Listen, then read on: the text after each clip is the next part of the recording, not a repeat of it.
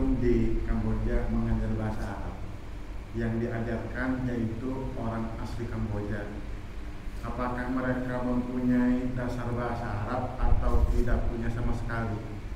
Kalau misalnya nggak punya sama sekali, otomatis mau gak mau antum harus bisa menyesuaikan atau bisa sedikit bahasa Kamboja. Nah, ini saya pengen tahu cara antum ketika di sana itu mengajarnya lancar-lancar aja atau kendala dari segi bahasa, karena kan mereka nggak bisa bahasa Indonesia. Itu saja, Ustaz. Masya Allah, pertanyaan yang bagus sekali. Takbir dong. Masya Allah. Nah, antum tahu Aroyah kan? Dulu tuh pas Anda masuk Aroyah, kalau Ana dulu pas masuk Aroyah ada basic bahasa Arab. Sebelum Ana jawab itu ya. Jadi dulu Ana ada basic bahasa Arab. Di Aroyah tuh dulu, zaman Ana tuh. Lulusan SMA ada. Lulusan SMA ada.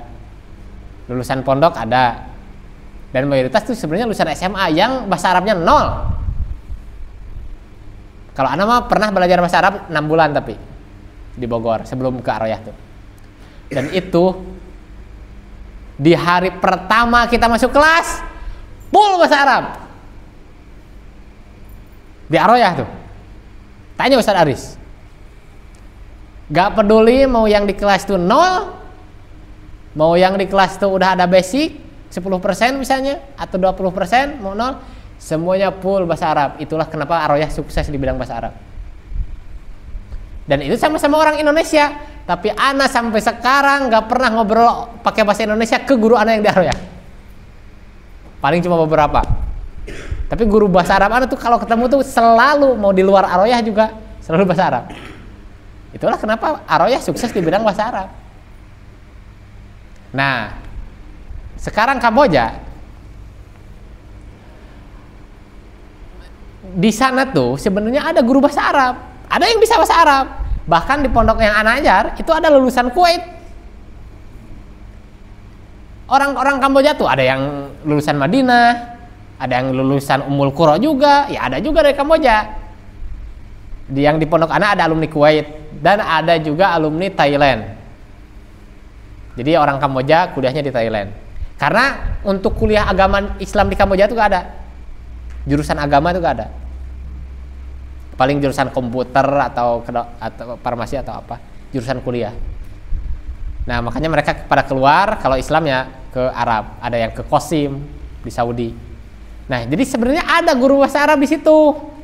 Tapi kenapa kok sampai ngedatangin dari Indonesia? Tujuannya supaya santri gak ada pilihan lain kecuali ngomong pakai bahasa Arab. Didatangkan guru yang gak bisa bahasa Kamboja.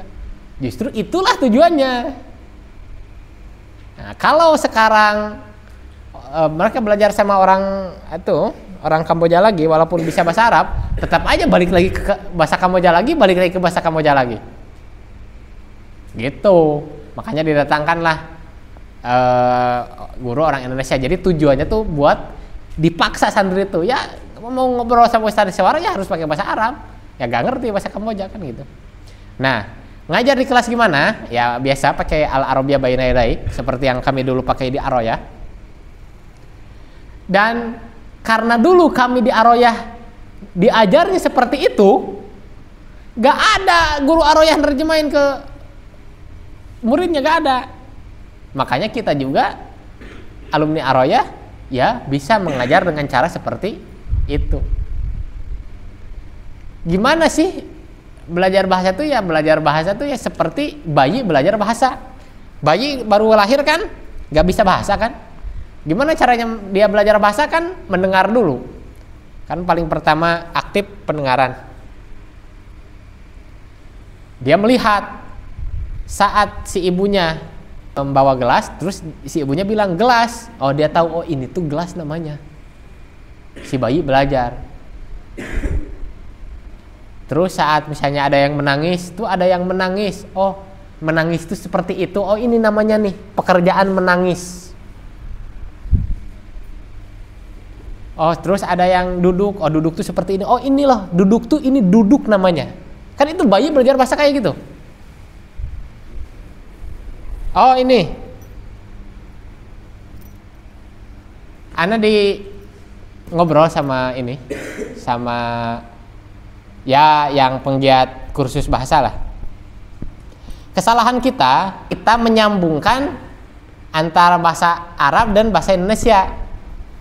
Harusnya kita menyambungkan bahasa Arab itu dengan benda. Kita sambungkan, ini apa namanya? Ini tuh wisada. Gak usah tahu terjemahnya, pokoknya yang kayak gini wisada. Gak usah tahu terjemahnya. Nah gitu. Anak mau apa? Mau ngejelasin suatu kata, anak ambil aja barangnya. Kolam. Antum gak perlu tahu di bahasa apa ini, apa namanya, di bahasa Kamboja ini apa di bahasa Indonesia ini apa. Pokoknya yang kayak gini namanya kolam. Nah gitu.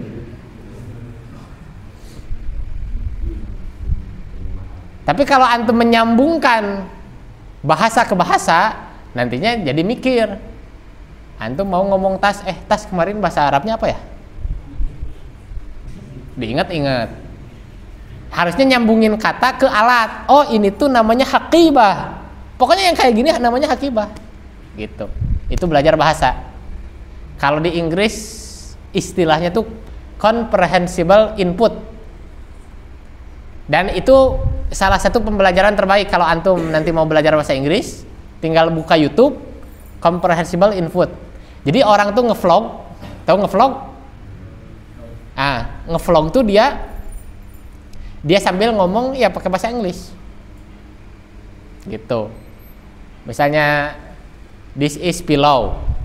Dia gak nerjemahin. Pokoknya this is pillow. Gitu aja. Nah, gitu. Understand or no? Itu.